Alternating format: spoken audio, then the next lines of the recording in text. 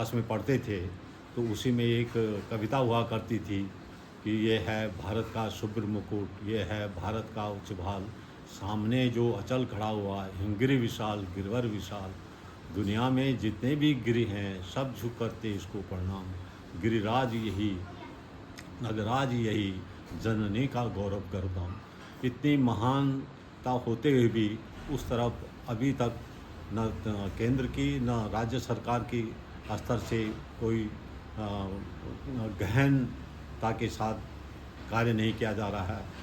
तो अक्सर जो है सरकारों की तरफ से प्रोजेक्ट होते हैं वो समय से न पूरा होना, स्थानीय पलायन का सबसे बड़ा असर हिमालय पे पड़ रहा है, क्योंकि जितने भी हिमालय के नज़दीकी क्षेत्र हैं या दूर के क्षेत्र हैं वो सब बंजर होते चले जा रहे हैं, जिसके कारण पर्यावरण का सबसे बड़ा जो है असर हिमालय पे पड़ रहा है।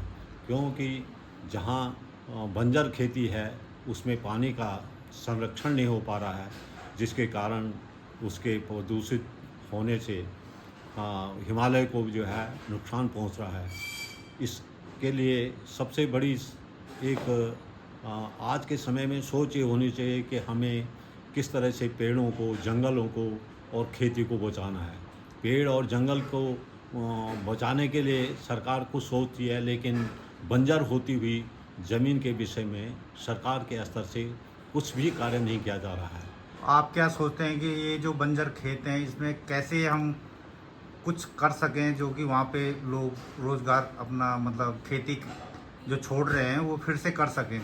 सबसे पहले ये है कि इसके लिए सरकार के स्तर से जब तक प्रयास नहीं होंगे तब तक स्थानीय स्तर पर उसको बचाना असंभव है। सर्वप्रथम इसके लिए चकबंदी होना बहुत आवश्यक है। यदि चकबंदी इतने संभव जल्दी से जल्दी होनी नहीं है तो एक सामूहिक खेती के रूप में, सामूहिकता के रूप में इसको जो है विकसित किया जाए। जो भी एरिया हैं उसका अध्ययन करके क्षेत्रीय स्तर पे सरकार की तरफ से उन क्षेत्रों को चिन्हित किया जाए कि कहाँ हमारी जो है